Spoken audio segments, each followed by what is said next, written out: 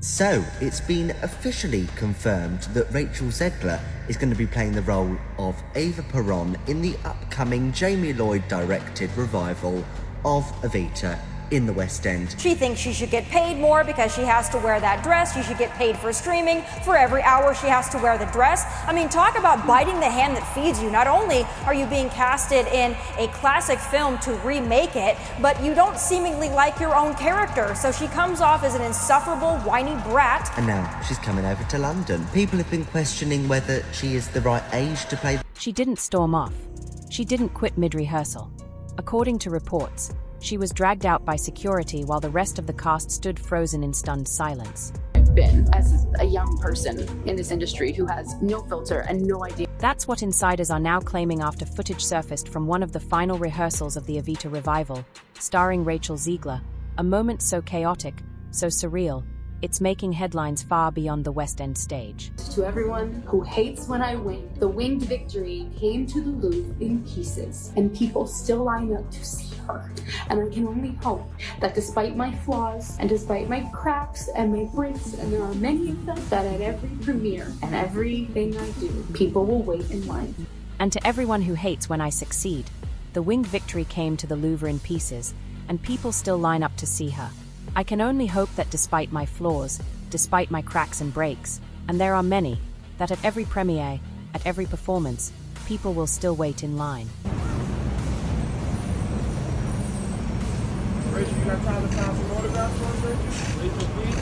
Rachel, you got time to sign some, Rachel? Maybe on the way out? The leaked footage, reportedly taken from a venue security camera, shows a visibly distressed Zegler pacing near the front of the stage. The tension is palpable. Crew members can be seen huddled in the wings. A voice off camera, allegedly the assistant director, shouts, "I said, get her out. Now!" Moments later, two security guards approach her from opposite sides. She flinches. There's a brief exchange, mostly inaudible, and then, she's escorted off the stage. Not violently, but clearly against her will. The rehearsal stops. No one moves. The music cuts. And just like that, she's gone. It is the real beginning of my life as a young lady of America. Of America. Multiple cast members have since confirmed this wasn't a performance, and it wasn't staged. It was real. An alleged breakdown after weeks of what some are calling creative warfare between Zegler and the directing team. One backstage source put it plainly, "We've been walking on eggshells for weeks." That day, the shell cracked. But the real question remains, how did it come to this? My mad existence, I kept my promise. Don't keep Rachel Zegler was cast to revive Eva Peron, not to rewrite the backstage rulebook. What started as one of the most anticipated stage debuts in recent memory has spiraled into walkouts, alleged power struggles, and now, a security intervention. This wasn't just a difficult rehearsal. It was a professional implosion. And the leaked footage? It's just the tip of the iceberg. It's hard. And it's lonely. It's very lonely. I just know that if that loneliness can exist, so can other things, and I will be okay. Because once you pull back the curtain, the story behind Zegler's Evita experience is even more chaotic than anyone imagined. The signs were there, the interviews, the cryptic social media posts, the quiet exits. But no one expected this, not even her harshest critics. So how did an actress once hailed as the future of Hollywood end up being escorted out of her own rehearsal? Let's rewind, because this story doesn't start with leaked video. It starts with a dream role and a brutal, unexpected collapse. Not long ago, Rachel Zegler couldn't stop singing Evita's praises. In interview after interview, she called the casting life-changing, a tribute to Latin culture, a celebration of powerful women in history. She posted behind-the-scenes selfies with heartfelt captions about legacy, art, and transformation. The media adored it. Fans rallied behind her. For a brief moment, it seemed like this was her redemption arc, a graceful pivot away from the Snow White controversy and the Shazam backlash. But then, almost overnight, something changed. Because, I mean, you seem to be dominating the world of musicals. You're doing Evita in London, right?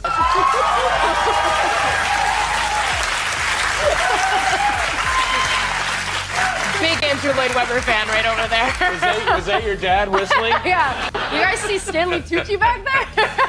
That'll be fun, huh? It's gonna be the best time. It's my West End debut. I'm so excited. You've done a lot of Broadway. Yeah, well, yeah, I did Shakespeare for 20 weeks. I'm coming off of that right now. 20 weeks of Shakespeare. That's a lot. Do they say like the audiences in England are different than the American audience? I've heard they're more reserved, and I certainly didn't have a very reserved experience on Broadway. Oh, really? Yeah, we were in a an 800-seat theater in the round, so you really are this close to your audience at times. And I'm with the biggest heartthrob in the... And you're doing Evita in London, right? Big Andrew Lloyd Webber fan. Applause. Was that your dad whistling? Stanley Tucci's backstage. How fun is that? It's going to be the best time. It's my West End debut. I'm so excited. She lit up on talk shows, beaming with anticipation. I just finished 20 weeks of Shakespeare. Audiences in England, I've heard they are more reserved, but I didn't exactly have a quiet experience on Broadway. She was confident. Charming. Everything looked perfect. On the surface. Photos every time I'm online for the Snow White ride, and it is, I have to pretend like, oh God, well, crazy that we're in front of this. Wait, how often are you in line for the Snow White ride? I'm a narcissist. But soon, the glowing updates vanished. In their place, cryptic captions, long silences, and eventually, the blame. Privately, Zegler allegedly began calling the production unsafe, hostile, and creatively manipulative. Leaked messages claimed the environment was emotionally damaging and artistically oppressive. According to one insider, she told a friend, "It's not collaboration, it's control. This isn't art, it's ego management." But that same friend says those complaints didn't surface until much later, after rehearsals had already begun to fall apart. So what really changed? Should be a world in which she can thrive, but people don't know how to make blockbusters anymore either. Like, every blockbuster is bad. Like, blockbusters are flopping right now at a rate that we have never seen before, and this can kind of explain what's going on with Shazam too. Even though, like, again, Zachary Levi being a horrible person, that is also something that she could not really foresee or, like, have control of necessarily. But yeah, it is just kind of this weird thing where, like, a lot of things in the industry are kind of working against her with the skill set that she does have. If you think about other actors of her generation or, like, slightly older than her, they start with indie projects. The indie projects are good. They don't get too many eyes on them, so they don't get too much notoriety, and they're able to, like, kind of build their resume that way. Or they start in, like, TV. Something less high profile than, like, a Steven Spielberg directed West Side Story remake. And by the way, do I think she could do a really quiet indie movie where she doesn't sing and be totally successful? Absolutely. But just, like, as it stands right now, from what we've seen of her so far, like, she has a certain skill set, but there is a true lack of, like, I think, visionary leadership in Hollywood that knows what to do with that kind of. Some insiders say it wasn't the environment, it was the pressure, the expectations, the realization that Evita wasn't going to be a one-woman show. This was a tight-knit, fast-moving production, and Zegler's usual methods just didn't fit. Once the backstage tension started to leak, Zegler allegedly shifted into damage control. The public narrative changed. Her team stopped promoting the show.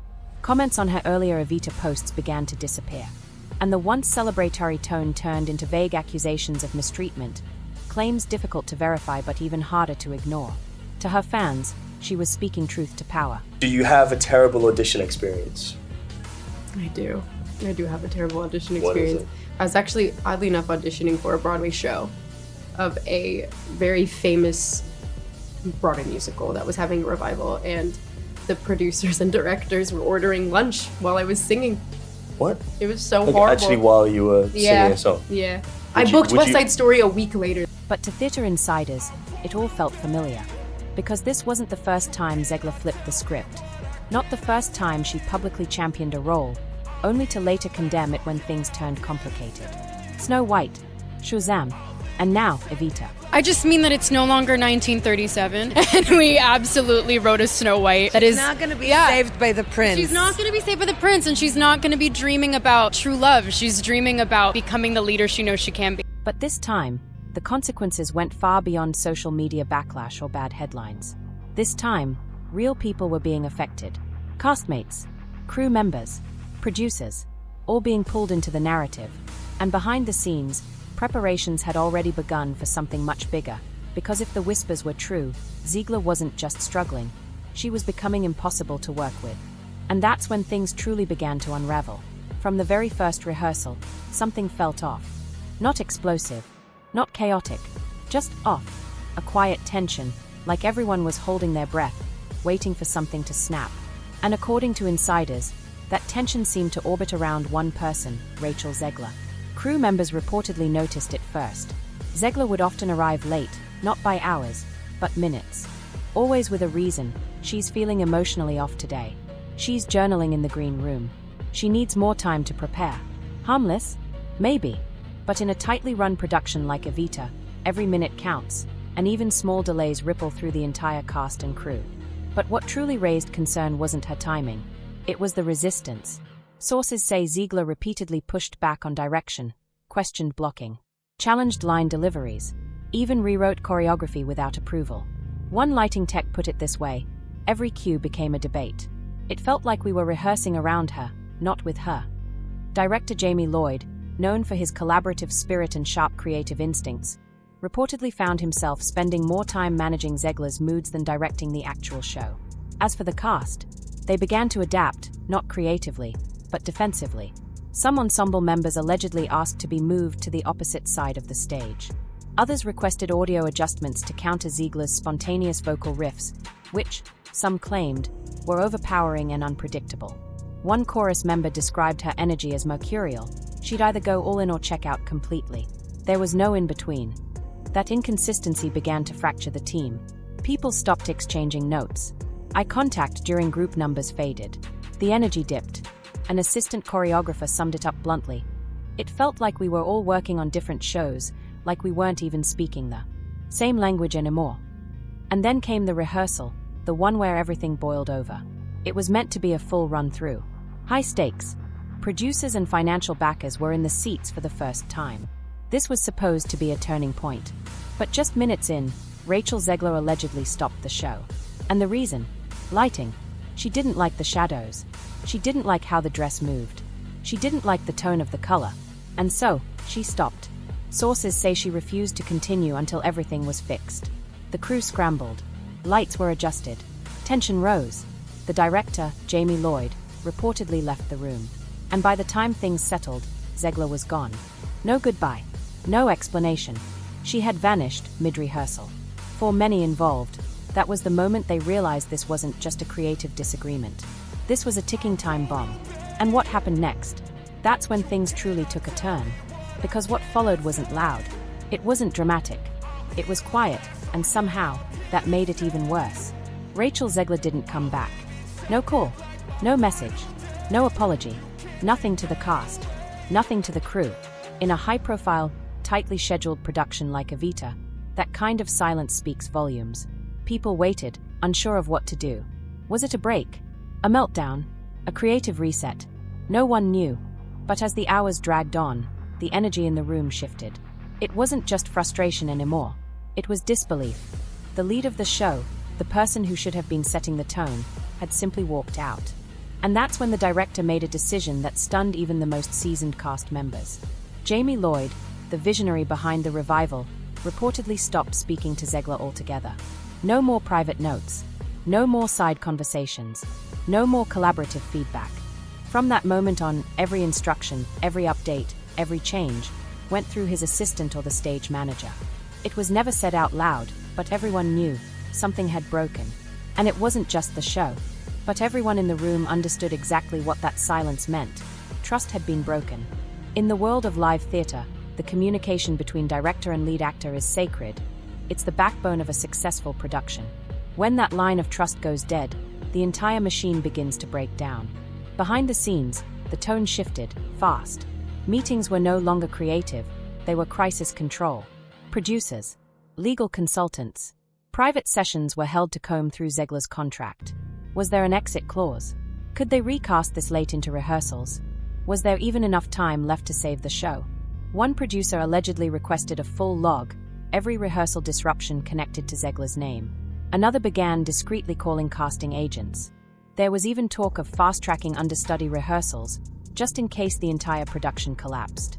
And then came the breaking point. During a routine lighting and blocking session the following week, Zegler allegedly refused to cooperate with even the most basic staging adjustments. She clashed with the lighting crew. She rejected vocal notes. And then, mid-session, she walked out.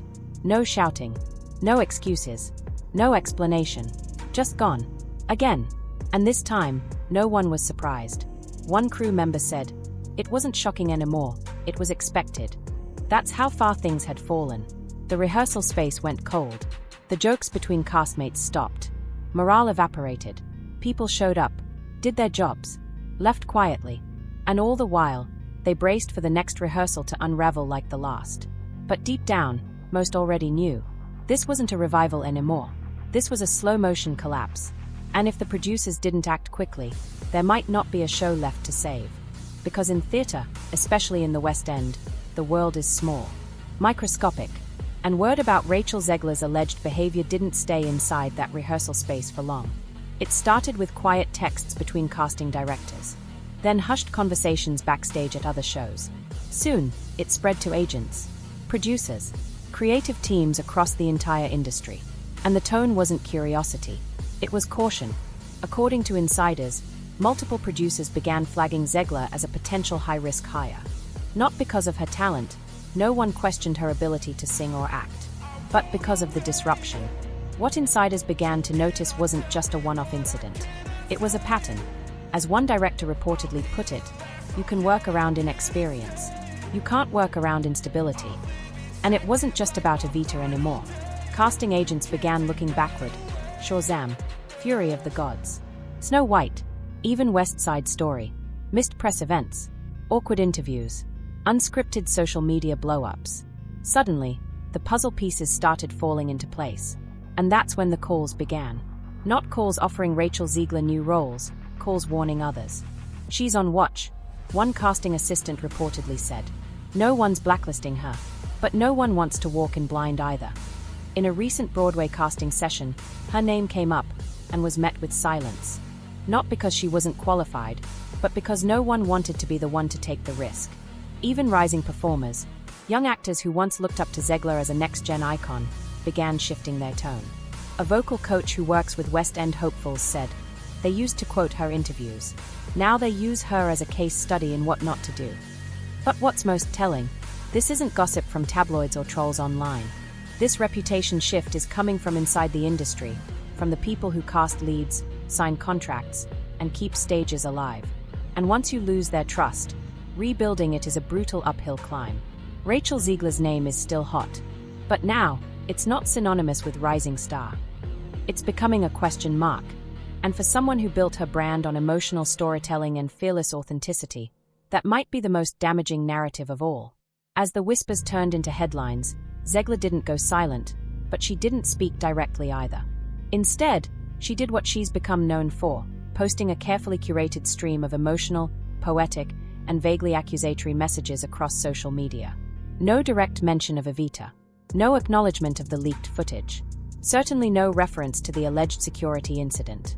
Just ethereal captions about holding space, healing through chaos, and choosing grace in unsafe rooms. To fans, it felt like a cry for help. To insiders, a calculated pivot.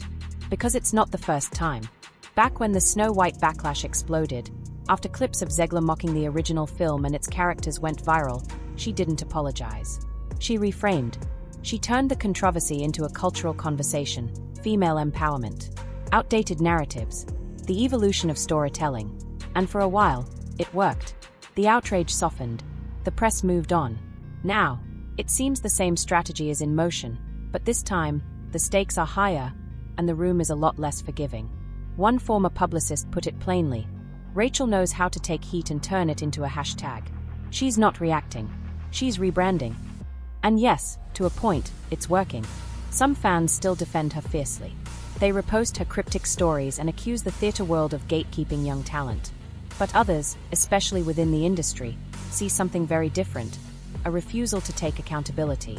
Because behind every flowery caption and meditative quote is a production allegedly falling apart.